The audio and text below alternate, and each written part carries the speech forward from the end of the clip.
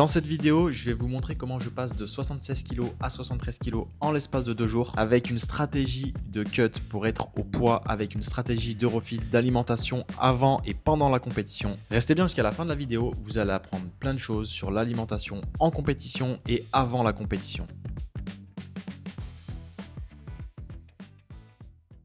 Là, on est à 48 heures de la compétition, donc j'ai fait un petit checking au niveau du poids et là précisément je suis à 74,9 kg. Donc là à 48 heures de la compétition, ça va faire précisément 2 kg à cut et je vais vous montrer un petit peu tout ce que je vais manger, tout ce que je vais prendre, et madame elle va en profiter aussi pour vous expliquer plein de choses parce que moi il y a plein de détails que je connais pas forcément. Moi c'est simple, madame elle gère mon cut et elle me donne le protocole, je suis et je ferme ma gueule. Voilà. Donc je vais vous donner aussi mon ressenti. Je vais tout vous expliquer en détail. Donc on se retrouve juste après pour vous montrer tout ce que je mange pendant mon cut. Maintenant on est en direction des courses pour le refeed, des courses pour le cut. Je vais vous filmer tout ça. Je vais vous montrer ce que je vais manger pour la compétition et avant la compétition, donc pour la phase de cut. Et là du coup, on est au Portugal. On va à Pingo Doce. Vamos ao Pingo Doce. Vamos ao Pingo Doce. Bon, et ben maintenant, comme je l'ai dit les gars, on se retrouve au Pingo Doce. C'est le supermarché. Allez, je vous amène avec moi pour les courses du cut et du refeed.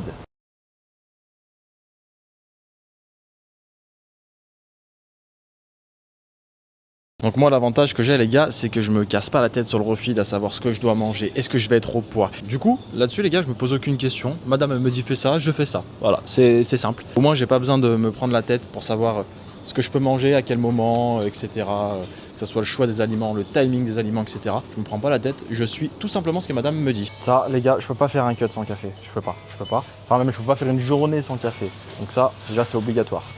Ensuite là, je vais prendre de la crème de riz. Et ça du coup, ça sert à quoi? Je le prends à quel moment? On le prend donc au moment de refeed parce que c'est des très bons glucides, absorption rapide. Et surtout, quand vous prenez votre crème de riz, bon là c'est écrit en portugais, mais en gros il y a écrit farine de riz 99,99.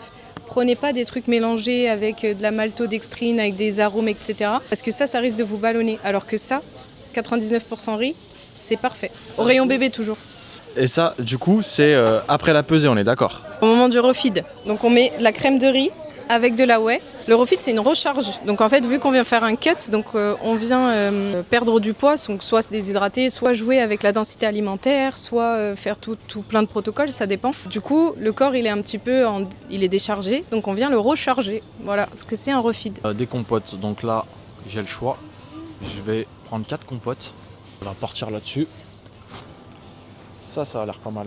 Et du coup les gars, les compotes ça va être intéressant pendant la compétition, tout au long de la compétition. Pourquoi? Parce que c'est simplement de la recharge en sucre rapide. Et du coup bah les bonbons ça marche aussi, mais disons que c'est un petit peu mieux que les bonbons, parce que les bonbons bah c'est trop bon ouais, mais ça reste de la merde. Là maintenant les gars, je vais vous montrer ce que je vais manger pendant mon food mass. Donc là aujourd'hui on est jeudi, la compétition elle est samedi, donc j'ai 48 heures, donc 2 jours de food mass. Et du coup je vais vous montrer ce que je vais manger pendant mon food mass. Et je vais tout vous montrer. En fait c'est simple, y a pas beaucoup, je vais avoir 2-3 aliments que je vais manger pendant les 48 heures qui vont venir. Et là je suis en train de chercher justement ces aliments en question, qui sont des M&M's et des oléagineux que je ne trouve absolument pas. Là, je vois que les gens sont en train de me regarder en mode mais il parle tout seul le mec avec une caméra. Je sens que je suis en train de me faire dévisager par tout le monde, mais c'est pas grave les gars, c'est pas grave.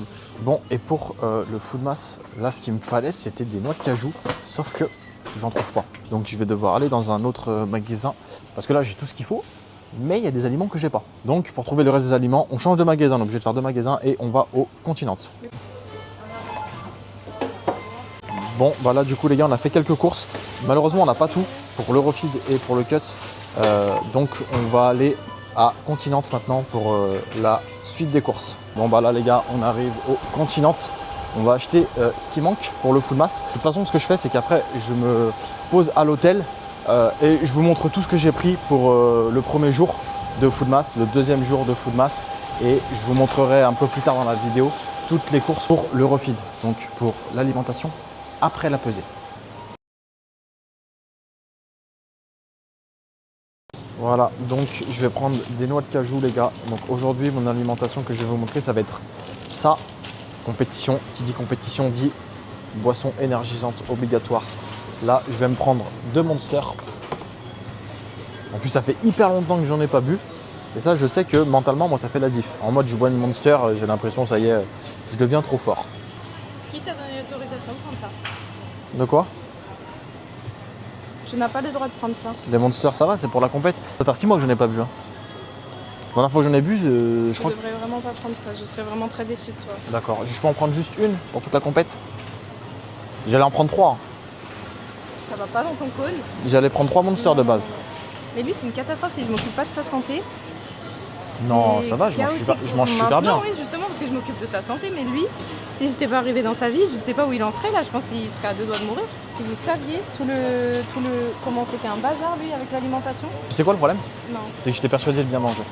Et je C'est pense pas que, possible. et je pense que 90% des gens sont pareils. On va faire un petit point quand on arrive à l'hôtel. Ça va pas du tout, faut qu'on en parle. Et vraiment, à ce moment-là, si tu me demandais si je mangeais bien, j'allais te dire oui. Je m'aurais dit oui. Pourquoi? Parce que j'avais mon apport en protéines, je Alors parlais que de ça protéines compte et pas. d'apport calorique. Ouais. Et j'étais persuadé de bien manger. Sauf que j'avais pas de régulation sur mes macronutriments, La qualité des aliments, elle était je faisais pas attention. Parce que pour moi, ça c'était du superflu. Mais non. Non mais c'est vrai, On va mais essayer. 90% des gens sont pareils. Hein. Ouais. Par contre, ce qui est trop bien les gars, c'est que au Portugal, vous avez tout un rayon. Vous avez même du Prozis ici. Parce que Prozis c'est portugais, de ce que j'ai compris. En fait, je viens de l'apprendre, je fais le mec qui est surpris, mais en fait, vu que Prozis c'est portugais, il y en a dans tous les supermarchés au Portugal. Du coup, l'avantage, c'est que vous pouvez trouver la whey, vous pouvez trouver la créatine, les barres énergétiques, les barres protéinées, du Big Shot, enfin voilà, vous retrouvez pré-workout, etc. Vous retrouvez tout en supermarché. C'est vrai que vous n'avez pas besoin d'aller dans des magasins de compléments alimentaires ou de commander, etc. Vous allez directement au supermarché et vous avez vraiment tout ce qu'il faut. Et c'est incroyable parce que même en termes de nutrition, les gars, le Portugal, ils sont en avance par rapport à la France. Je dis pas qu'en France, on n'a pas ça, mais je trouve qu'au Portugal, il y a bien plus de choix. Ça, les gars, c'est une dinguerie. Genre vraiment ça. Ça, c'est la mère à madame, la mère à Barbara m'a fait goûter le compal, les gars. C'est une folie. Je crois que je peux en prendre dans mon food mass aujourd'hui. Je vais prendre un petit truc, un petit nectar à la pêche. Je vais demander à madame si je peux. Parce que je suis pas sûr de pouvoir ça. Est-ce que ça rentre dans mon food mass? Est-ce que je peux quand même le boire ça? Je te dis ça dans une seconde. Compal, ta mère elle m'a dit c'est bien. Es bueno, es bueno. Tu peux. Parce qu'il y Ça a rentre, pas- ça rentre aujourd'hui dans mon food mass. Et Pourquoi? en fait, ce que je regarde, c'est la teneur en sel de l'aliment. Ouais. Et donc là, elle est à 0,01 pour Ok. 300 ml. Ou Ok. pour 100 ml, en fait, elle est même inférieure à 0,01. Donc on est bon, parce que pour un food mass, n'importe quel aliment que vous preniez, c'est pour ça qu'on prend typiquement des M&M's, etc. Il faut que la teneur en sel elle soit inférieure aux 100 grammes. 0,10 g pour 100 g. Ok. 0,10, il faut que ce soit inférieur. Ah, Bert qui m'a fait ça comme un gros daron là, avec sa salive. Mais non, mais t'avais du rouge à lèvres. C'est pas grave, t'es ma petite.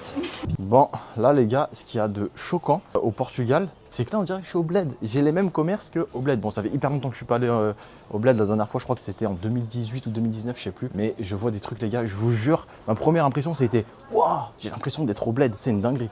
Là-bas les gars, il y a un petit, je vous jure, il doit s'appeler Tonio.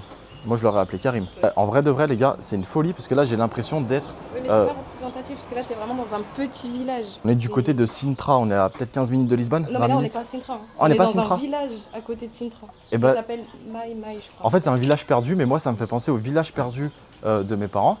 Et ça s'appelle Buira. Et c'est vois, dans perdu, le- genre c'est perdu dans le, Tu sais dans le comment trou on dit du cul du village en bled. portugais? Non, Aldeia. Aldeia. Aldeia. Aldeia. Parce que là, j'ai vraiment, les gars, je vous jure, j'ai l'impression là, je suis au bled. Le village, les villages au C'est Portugal. pas représentatif là, c'est Oui, vraiment c'est pas tout représentatif, petit mais village. regarde. Mais ça ressemble vraiment. Regarde, c'est comme là, tu vas dans les là. villages portugais, ouais. À Buira en Algérie, c'est la même chose. Surtout les Portugais, les gars, ils ont des gueules de rebeux. Lui, c'est sûr, il a une tête de rebeu, lui. Ouais, je l'aurais bien appelé Karim. Karim. Ah, salam alaikum, Karim. Là, ce qui me bute, les gars, c'est que là, mes parents, ils font que m'appeler.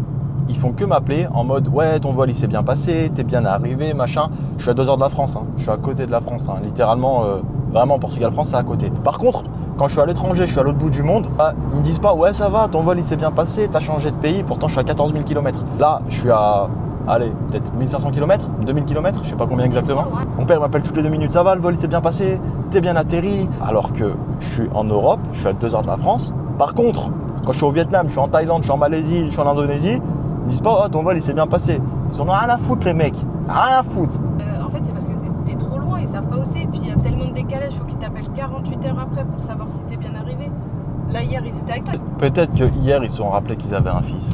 Bah oui, t'étais avec eux. C'est plus vrai. proche, en gros, ça que je veux dire. Ah, c'est vrai, c'est vrai. Bon, du coup, les gars, comme j'ai dit, on se retrouve à l'hôtel pour que je vous montre un petit peu ce que j'ai mangé aujourd'hui. Alors, aujourd'hui, j'avais 3 bouteilles d'eau de 750 ml plus la moitié d'une bouteille de 750 ml. Donc, je vous afficherai ce que j'ai bu à l'écran sur la journée.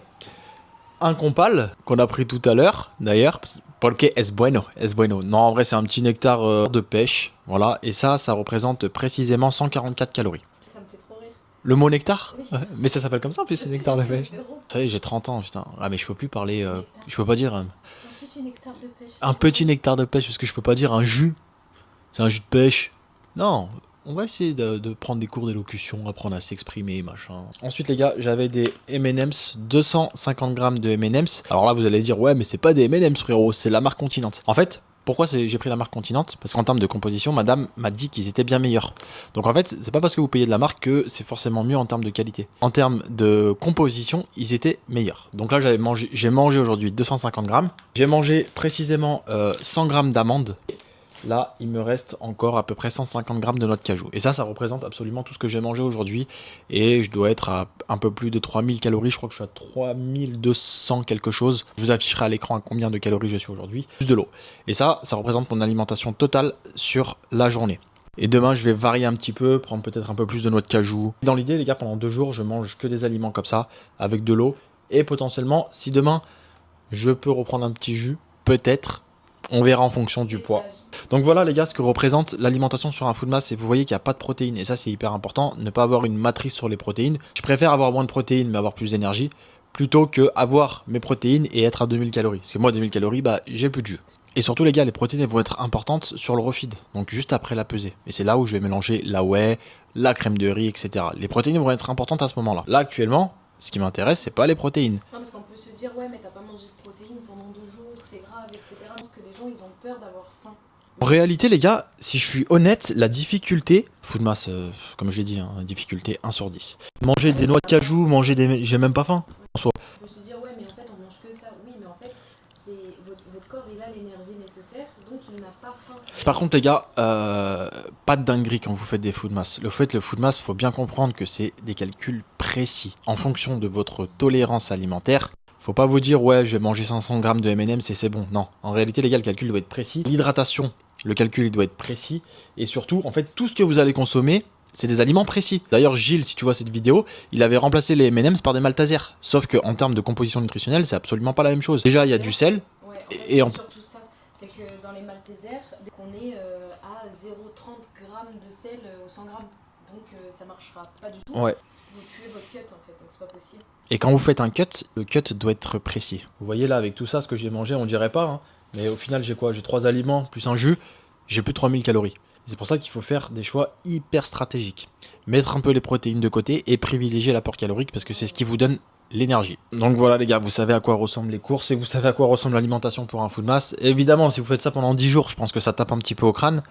Mais si vous faites ça pendant 2-3 jours comme je fais là, honnêtement, ça le fait largement. Et là, on se retrouve dans quelques instants les gars. Je vous montre tous les aliments que je vais utiliser pour le refeed. Et là, c'est Barbara qui vous expliquera tout en détail. Parce que je vous avouerai que le full mass, je pense maîtriser à 70%. En vrai, 70% je dirais. Ouais. Les calculs, je les maîtrise très bien. Non, oui, bah oui, t'es très fort en maths, ça c'est... Mais après, les aliments, etc. Ouais, le choix des aliments, c'est un peu plus compliqué. Je parle du calcul par rapport à la personne. Ah, par rapport à la personne, non, ça je maîtrise pas. Non, moi c'est facile. Oui, moi tu me dis, manger tant de calories, pour moi c'est pas un problème. Ça je sais faire. Après, quels aliments choisir, en fonction du poids que je dois avoir à perdre, quel aliment manger, quel timing, etc.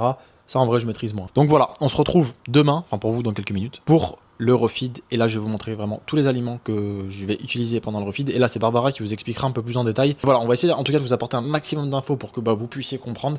Et comme ça vous avez une vidéo complète sur la gestion du cut, la gestion de l'hydratation et la gestion du refeed. Et pour vous apporter du contexte les gars, le refeed il se fait juste après la pesée. C'est le jour J, c'est le jour de la compétition. On va voir ensemble ce que ça donne. Sachant que ce matin je me suis réveillé à 9h07, 9h08 à peu près. 9h passées on va dire, et j'étais à 73,1. Là actuellement, la pesée elle est à 13h45, il est midi 17, donc dans 1h30. Vous avez vu le fond d'écran, il est stylé ou pas? Ça c'est un fond d'écran stylé, ça c'est un homme capable ça. Du coup ce qu'on va faire c'est un petit checking du poids ensemble. 72,9. Et maintenant les gars, pour parler un peu de mon état de forme, alors comment je suis un peu fatigué. Pourquoi? Et là vous allez dire ouais c'est normal, c'est le cut. Non, en soi le cut il m'a pas fatigué. J'ai mangé plus de 3000 calories hier, j'ai bu plus de 2 litres d'eau, donc en soi la fatigue elle vient pas de là. La fatigue elle vient du manque de caféine. Pour ceux qui me connaissent les gars, vous savez à quel point je suis accro au café. Le seul truc que j'ai pu boire ce matin c'est 3 gorgées de café. À cette heure-ci normalement il est midi passé, je suis déjà à 4 ou 5 cafés. Ce qui fait que bah là la fatigue elle est due au manque de caféine. Je sais que quand je vais prendre ma caféine, je vais avoir l'impression que c'est un Rico magique qui coule dans mes veines, que je vais être trop fort, que le refeed aussi. Ouais, mais la caféine, moi, la caféine, elle a un effet, pour moi, elle a un effet hyper excitant et pour moi, je dirais que c'est ma plus grosse addiction. Donc voilà les gars, on se retrouve dans quelques minutes pour vous montrer le refeed, vous montrer tout ce que je vais manger et comme ça, bah, ça vous donne aussi des idées sur quoi manger en compétition. Par contre, attention les gars, comme je l'avais déjà dit, le refeed c'est vraiment au cas par cas. Vraiment, les aliments que vous allez consommer sur un refeed, c'est du cas par cas. Ne faites pas exactement ce que je fais, parce que c'est un coup vous n'allez pas le tolérer, c'est un coup vous allez avoir mal au ventre, c'est un coup, c'est vraiment vous dire que l'alimentation c'est comme une programmation, c'est du cas par cas. Alors oui, grossièrement ça va être la même chose, mais en une programmation vous allez faire vos mouvements, mais il y a pas mal de choses qui peuvent changer. Et sur un refeed c'est exactement la même chose. En termes de choix des aliments, en termes de quantité au niveau des aliments, en termes de timing au niveau des aliments, il y a pas mal de choses qui peuvent varier. Du coup, sur un cut, il y a de la variabilité en fonction de l'individu. Donc retenez bien ça. Allez, on se retrouve pour le refeed. Alors du coup les gars, pour le refeed, bon vous allez voir il y a pas mal de petites choses. On est en train de tout préparer. Il y a Tom, un de mes athlètes qui est venu aussi, mais lui il est en train de se dire mais c'est quoi ces trucs de fou? C'est quoi qu'ils sont en train de faire? Donc déjà il y a de la banane écrasée ici et on va mettre du sel dedans. Pourquoi est-ce qu'on met du sel dans la banane? Eh bien tout simplement car le sel ne s'absorbe pas si on le met comme ça dans la bouche. Il va être beaucoup moins assimilable que si on le met sur un aliment. Au plus l'aliment il est un petit peu gélatineux, je sais pas comment on pourrait appeler ça, eh bien au plus c'est assimilable. Donc c'est carrément dégueulasse, hein, mais au moins son sel il va servir à quelque chose. Parce que là du coup, vu qu'il était en food mass pendant 48 heures, ça fait 48 heures qu'il n'a pas mangé de sel. Donc là il faut recharger en sel rapidement. Dans cette petite bouteille là, nous avons mis des électrolytes. Bon, déjà pour ça il n'y a pas trop de soucis, hein, la Powerade, le vrai combat il va être dessus, sur la banane. Smectalia, ça c'est pour pas que j'asperge les murs de merde pendant la compétition. Ça m'est souvent arrivé. Hein. FNSL France 2024, j'avais envie de chier juste avant mon dips. Banane sel. C'est dégueulasse. C'est affect. Doucement, faut pas que t'aies la gerbe. T'as la gerbe? Non mais c'est extrêmement salé. Le goût de la banane il est bon, mais le sel, wow. Tom je crois qu'il en veut. T'en veux un peu toi? Tu veux goûter? Vas-y on va essayer. Alors ça va pas niquer ton refeed ça? Non, ouais.